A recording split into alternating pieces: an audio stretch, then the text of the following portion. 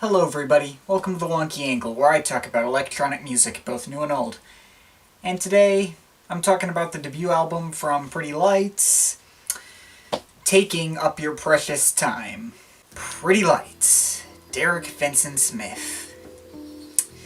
I have had a love-hate relationship with this guy's music. I talked about this in my recent appearance on Spin It Review's Mad Sounds podcast the other day, but to reiterate, in my senior year in high school, Pretty Lights almost completely dominated my life. I could listen to the guy for weeks on end and not even take a break. The weird thing is, though, after a while, I got really sick of him. Then I would take a break, I'd come back to him, and I'd be back into him for another extended period of time. Eventually, though, it got to the point where coming back to the guy again didn't lead to me wanting to re-listen to his entire back catalog for the umpteenth time. And for a long time, I left Pretty Lights and all his label mates by the wayside and didn't come back to them at all for a long time.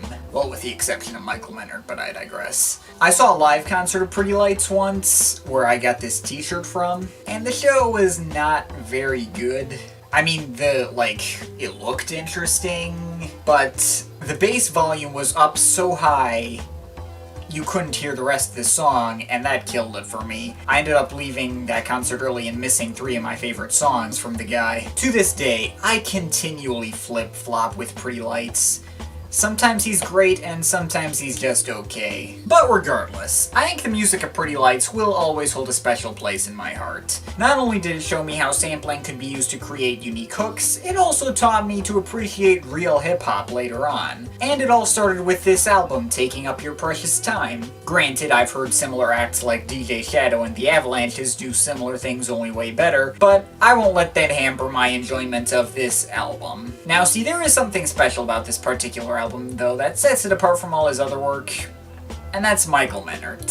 Derek Vincent Smith was responsible for the super catchy and memorable hooks, and Michael Menard stood by to give the tracks more emotion and feeling, as their solo projects especially highlighted. Together they were a force to be reckoned with, creating one of the most memorable electro-hip-hop sample collage albums I've ever heard, even to this day. On this album only, Michael Menard was just as much a part of Pretty Lights as Smith was. But due to Menard suffering a severe injury and their suddenly rising in popularity in 2008, Smith continued the project on his own after this album. But yeah, because of that, I think this album does have a noticeably different feel from later Pretty Lights work. Now, I mentioned before that, despite the fact that I used to be really into Pretty Lights and his music, I did eventually get pretty sick of him, including this album.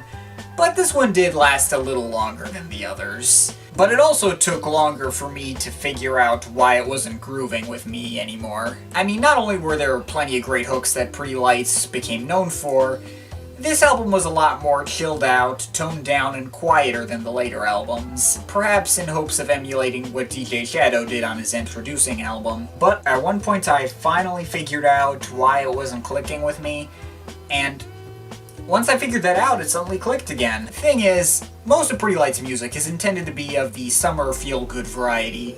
It's often up-tempo stuff with a strong urban flavor, and I always thought this album was meant to be enjoyed in the same way. But it's really not.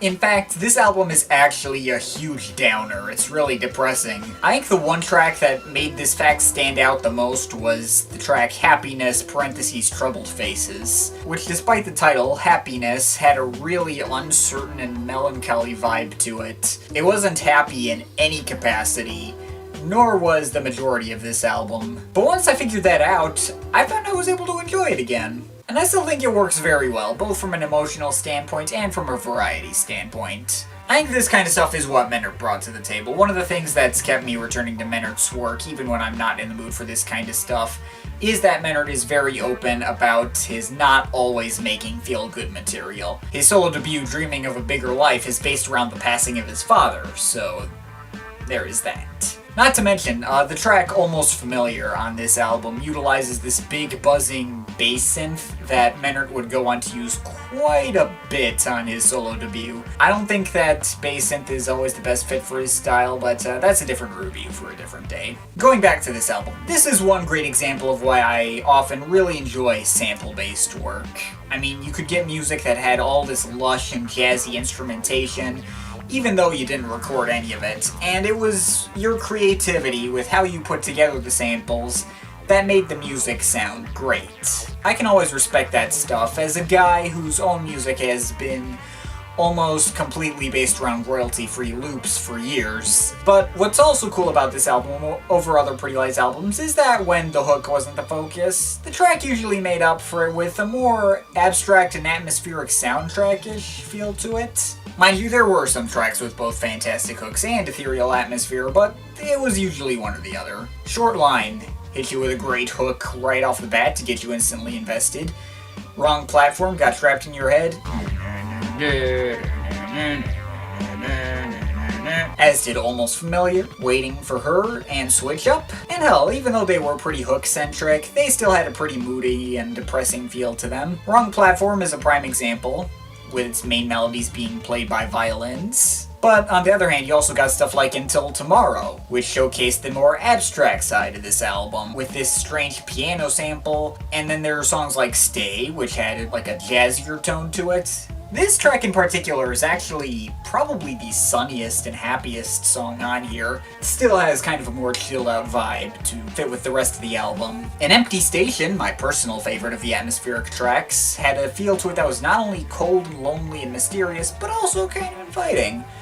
And you know, the xylophone sample didn't hurt either. Oh yeah, and The Last Passenger, which is close to not having a melody, it makes up for it with its abstract moodiness that does a good job of capturing how I often feel while commuting home late at night. Some of the songs combine the best of both worlds, though. I already mentioned Wrong Platform, but Summer's Thirst not only had a memorable hook, but a longing, warm atmosphere to it. And Down the Line was almost heartbreaking, using an emotional piano sample as its hook, and building a sad but comforting atmosphere. And of course, I can't talk about this album without mentioning Finally Moving, the most popular track, and unsurprisingly my personal favorite track on the album. Not only did it use a super catchy guitar sample and the brilliant soulful vocals of Etta James, put together to make one of the most effective hooks ever in the genre, there were lots of samples of violins and saxophones, etc. in order to enhance the atmosphere and emotion. It's such a brilliant track that Flo Rida and Avicii tried ripping it off and using that exact same Etta James sample. And quite frankly, I hate their versions. Now, nearly all of Flo Rida's career is based off of ripping off other people's songs, so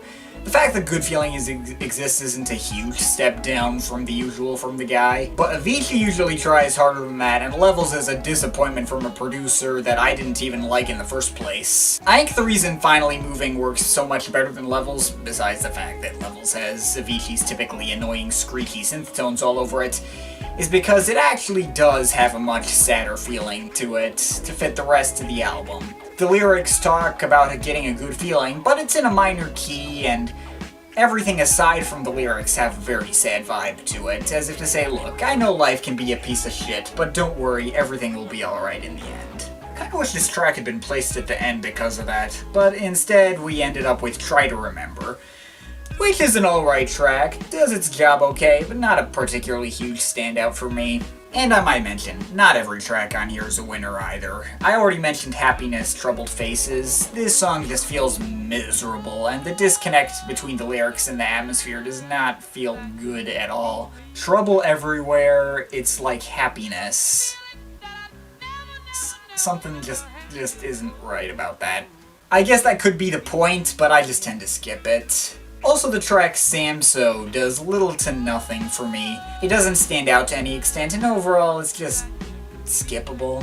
But overall though, I can't recommend this album enough. I do have my problems with it, as I do with the rest of the Pretty Lights discography, but I think the very sad and melancholy feel the entire album puts out makes it much more memorable among Pretty Lights' repertoire. Yes, the album takes heavy inspiration from DJ Shadow's introducing album, and in no way tops it. And yes, I have my issues with Pretty Lights and his style as a whole, but most of them didn't really show up here yet, and I found myself surprised over the past few days how well it held up.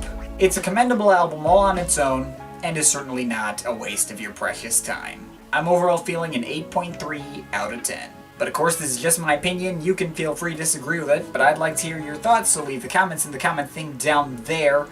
But yeah, that's pretty much it. That's all for today. See you next time.